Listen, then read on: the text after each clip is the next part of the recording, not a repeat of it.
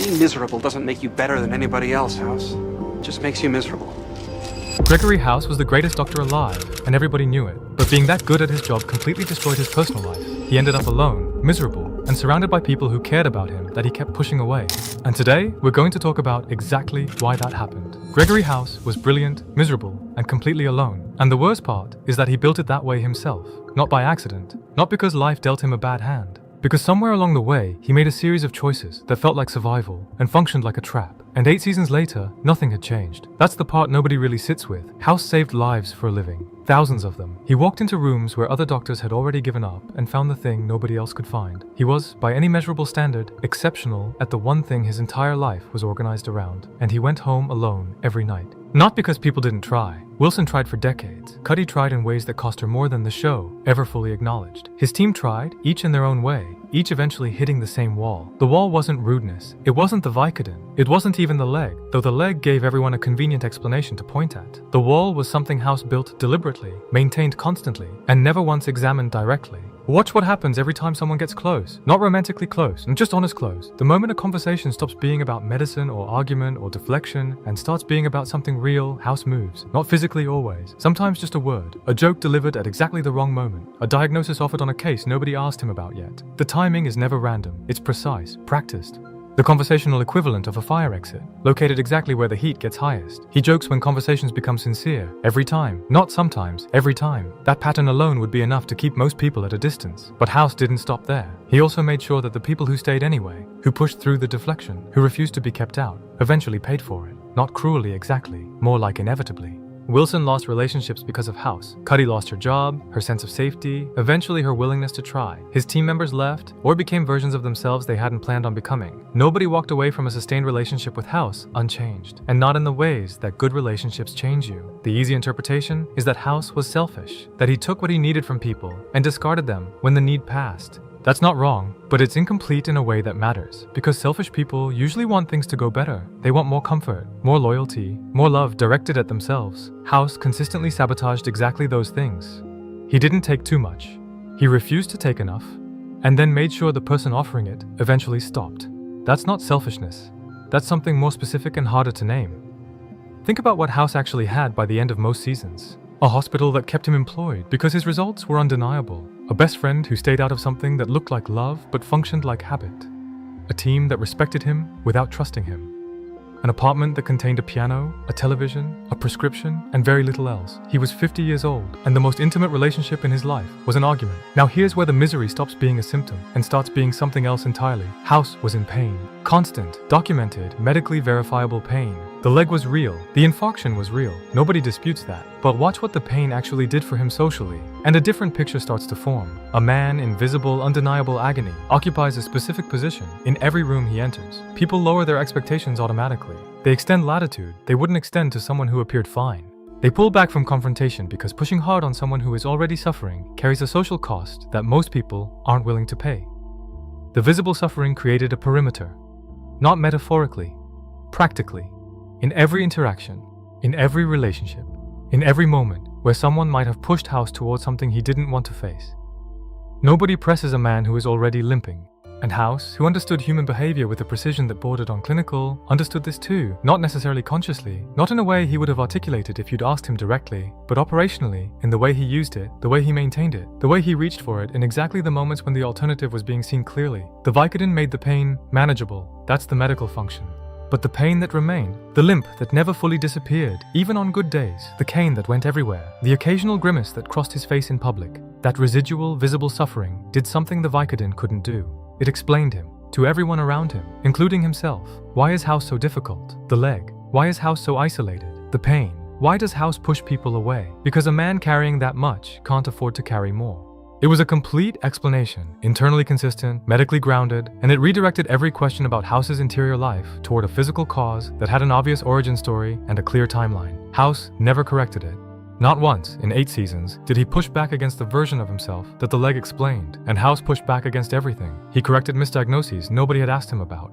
He challenged assumptions in conversations he'd walked into midway. He was constitutionally incapable of letting a wrong explanation stand unchallenged. Except that one. That silence is its own kind of evidence. Because here is what the leg explanation couldn't account for, and what House never wanted accounted for. The misery predated the infarction, not the physical pain that arrived with the clot, with the surgery, with the muscle that never fully recovered. But the isolation, the deflection, the precise and practiced system for keeping people at a manageable distance, that was already there. Wilson knew him before the infarction.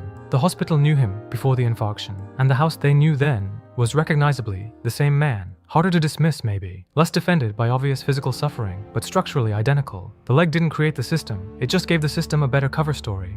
And that reframes every scene where House used the pain as explanation. Every time he snapped at someone and attributed it to a bad pain day. Every time he disappeared and the Vicodin was the reason offered. Every time someone tried to reach him and the suffering in his face was enough to make them stop. Those moments weren't just a man in pain behaving badly. They were a man using pain with the same precision he used everything else to produce a specific outcome in the person across from him. Back off. This isn't the moment. He's already carrying too much. He knew exactly how much visible suffering was required to end a conversation, and he applied that knowledge the way he applied all his knowledge, efficiently, without waste, and always in service of the result he needed. The cruelest part is that it worked on the people who loved him most. Wilson, who knew him longer than anyone, who had seen enough of the pattern to recognize it, Wilson still flinched, still pulled back at exactly the moments House needed him to push forward. Not because Wilson was weak, because the suffering was real enough that ignoring it felt wrong, even when ignoring it was the only thing that might have actually helped. Cuddy got closer to seeing through it than anyone. There were moments, brief, quickly closed, where she looked at House not with concern for his pain, but with something sharper, the expression of someone who suspects the wound is being maintained, rather than just endured. But even she couldn't hold that suspicion for long, because what do you do with it? You can't tell a man his suffering isn't real. You can't argue that his pain is being weaponized when the pain is genuinely there. The leg gave House a defense that was essentially unassailable, and he lived behind it for 8 seasons without ever having to acknowledge that's what he was doing. Some will push back here. They'll say House never chose to be in pain, that the infarction was a genuine tragedy, that the suffering was involuntary, that reading strategy into something that started as pure accident is reaching too far. That's a fair objection, and it would hold, except for one thing.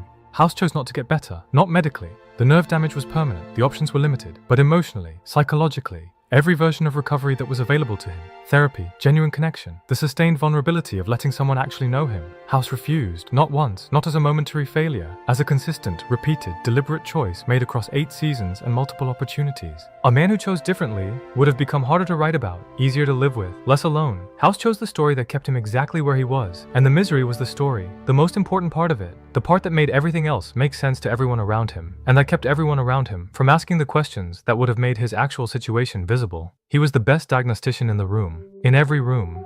And the one condition he never diagnosed was the one he was most invested in maintaining. The cases gave him a reason to keep moving. The pain gave him a reason to be the way he was. Together, they built something that worked well enough that nobody, including him, ever had to find out what remained without either of them. Wilson stayed anyway. That's the counter-argument, and it's a real one. Wilson pushed through the deflection, absorbed the damage, kept showing up, for years, decades. Which seems to disprove the whole system. If House was built to keep people out, why did Wilson get in? But look at what Wilson actually got. He got proximity without honesty. He got House's company without House's interior life. He got to be the one person House tolerated, which felt like intimacy, but functioned more like a controlled exception. Wilson was allowed close enough to be useful, to provide cases, to provide cover, to provide the minimum human contact required for House to keep functioning, and not 1 inch closer. The friendship was real, but it was also managed. And Wilson, who was perceptive enough to see this, chose to stay anyway. Which says something about Wilson too, something the show circled without quite landing on. Some will argue House's isolation was depression, that the right medication, the right therapy, the right intervention at the right moment could have produced a different outcome, maybe. But depression doesn't explain the precision of the system. Depression doesn't teach you to pick exactly the moment a relationship is about to deepen and introduce exactly the right kind of chaos to prevent it. Depression is blunt. What House had was surgical. He knew what he was doing. On some level, always, he knew. The cases gave him a reason to be the way he was. Medicine rewarded the detachment, the ruthlessness, the refusal to need anything from the person in front of him. In the hospital, he was functioning correctly. Outside it, the same settings that made him exceptional produced something that looked, from the outside, like a man who had given up on his own life. He hadn't given up. He'd made a choice. Early, and repeatedly, and with enough consistency that the choice had long since stopped feeling like one. That's what makes it genuinely hard to watch. Not the cruelty, not the addiction, not even the loneliness. The competence of it. The fact that House was as good at being miserable as he was at everything else. That the isolation wasn't happening to him. That he was, in some quiet and terrible way, the best in the room at that too. In the apartment, between cases, the piano sits. He plays it alone, not for anyone, not toward anything. The music fills the room just long enough to keep the quiet from saying something he's already decided not to hear. The next case will come. It always does. And until it does, the only company he keeps is the one he's always trusted most, himself, at a distance.